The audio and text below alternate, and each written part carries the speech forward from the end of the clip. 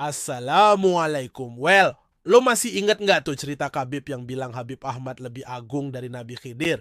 Di kitab Tajul Araf disebutkan. Lagi pijit-pijit beliau, beberapa orang muridnya, tiba-tiba ada satu orang asing datang menjumpai beliau dan cium tangan. Setelah itu jalan lagi. Habib Muhammad bertanya kepada murid-murid ini, Tadrun manhu? Tahu gak tuh siapa yang barusan cium tangan? Enggak Habib, Dzakal Khadir. Itu Nabi Khadir alaihissalam, itu barusan tuh Khadir. Temuin tuh sekarang mumpung masih dekat. Semuanya lari, lari. Kecuali satu orang muridnya yang tetap mijitin beliau. Tanya, nanti nggak ikut teman-teman yang ngejar-ngejar Khadir? Bagaimana mungkin saya kejar Khadir? Di depan saya ada orang yang lebih agung daripada Khadir. Nah, kali ini gua mau bacain versi Gresik Edition. Mirip-mirip ceritanya, bedanya settingnya di Jawa bukan di Tarim, dan Habibnya bukan Habib Ahmad tapi Habib Abu Bakar. Suatu hari ayahku Hud bercerita bahwa ia sedang duduk santai bersama Habib Abu Bakar di waktu pagi di rumah beliau yang di Gresik, seperti biasanya. Saat itu ayahku tidak mendengar suara ketukan pintu atau suara apapun. Tiba-tiba Habib Abu Bakar dalam kondisi kasyaf berkata, Hud, coba lihat siapa yang ada di pintu. Ayah pun segera bangkit, bergegas ke pintu dan membukanya. Ternyata ada seorang pria pribumi berdiri di sana, mengenakan kain iket kepala barik, gaya khas warga lokal, dan membawa sebuah kaleng. Ayahku bertanya, ada keperluan apa, Pak? Orang itu menjawab, saya mau beli minyak. Ayah pun menjawab, oh kami nggak jual minyak, Pak. Lalu pria itu pun pergi, dan ayah kembali masuk ke dalam rumah, menutup pintu seperti biasa, dan kembali duduk bersama Habib Abu Bakar. Habib Abu Bakar kemudian bertanya pada ayahku, siapa tadi yang di pintu? Ayah menjawab, seorang pria lokal mau beli minyak, tapi saya bilang kita nggak jual minyak. Mendengar itu, Habib Abu Bakar langsung berkata, Hud, itu tadi Nabi Khidir. Sekarang coba lihat dia di mana sekarang. Loh tadi katanya. Habib Abu Bakar itu kasyaf, alias bisa lihat yang gaib, nembus dimensi. Tapi anehnya pas ada orang datang ke pintu malah nyuruh muridnya ngecek. Apa kasyafnya cuma aktif kalau ada suara ketukan doang. Dan yang lucunya lagi, kalau emang tahu itu Nabi Khidir, kenapa nggak bilang dari awal aja? Oke Markinjot, mari kita lanjut.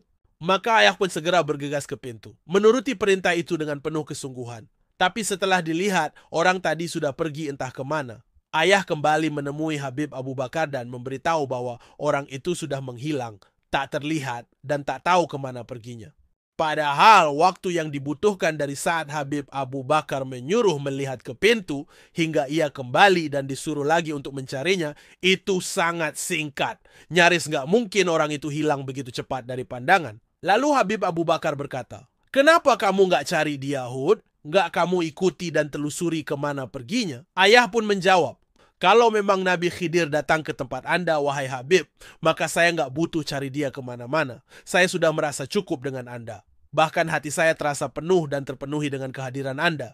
Habib Abu Bakar sangat senang mendengar jawaban itu, lalu berkata, Hud, kalau kamu mau semuanya yang ada pada Khidir, di tempatku kamu bisa dapat lebih dari itu. Semoga Allah memberi manfaat lewat beliau, melimpahkan kepada kita semua rahasia, cahaya, dan berkahnya. Amin.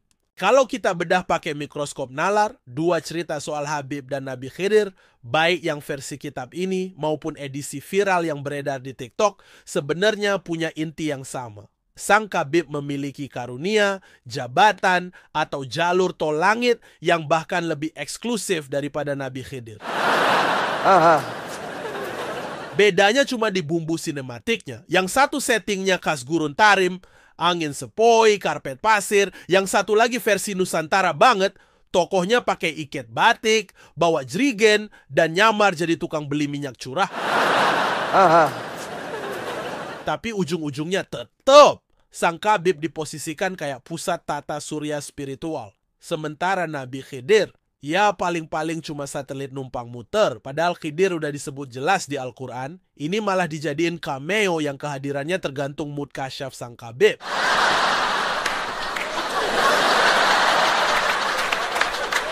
Pertanyaannya sederhana tapi pedih. Ini masih pakai akal sehat atau udah nyemplung ke kolam delusi berjamaah? Soalnya kalau kita buka data real, secara objektif loh ya, Khabib yang diceritain ini bukan sahabat, bukan tabi'in, bahkan dalam rantai sanad dan sejarah Islam pun tidak pernah masuk kategori tokoh besar dengan pengaruh global yang otentik. Tapi aneh bin ajaib, Di tangan para mukibrotnya, Khabib di makeover kayak karakter utama anime. Aura menyala, kasyaf level dewa, dan Nabi Khidir cuma figuran. Iya, Nabi Khidir yang disebut di Quran, yang ngajarin Nabi Musa pun diposisikan sebagai sosok PPO, penting-penting ora.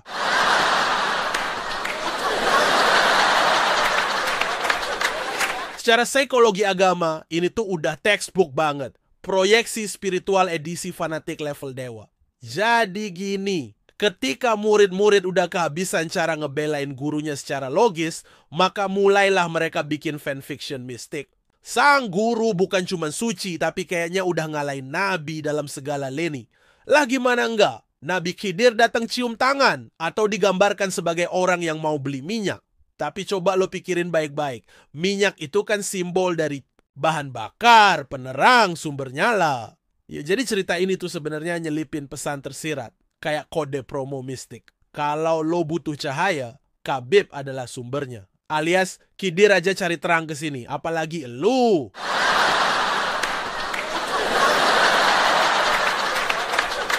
Umat para nabi itu dari dulu sampai sekarang, nggak ada yang berani ngakuin tokoh mereka lebih hebat dari nabinya sendiri.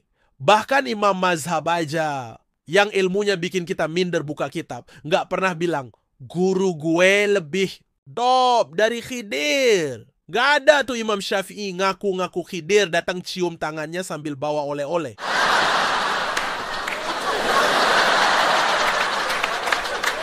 Tapi uniknya di era Khabibverse ini, kita malah disuguhi fenomena naik pangkat via dongeng spiritual.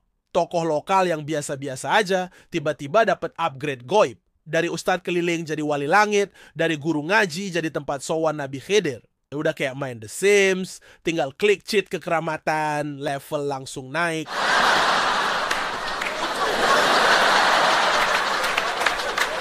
Yang paling lucu tuh ya, yang percaya beginian bukan cuma emak-emak pengajian yang salah masuk grup WhatsApp, tapi juga yang titelnya udah berat. Abuya Ustadz, Habib Kiai, semua ikut ngegas. Mereka bukan lagi ngajarin ilmu atau akhlak, tapi udah kayak agen MLM kekeramatan. Semakin lebay glorifikasi, makin tinggi pangkat di jaringan. Takbir.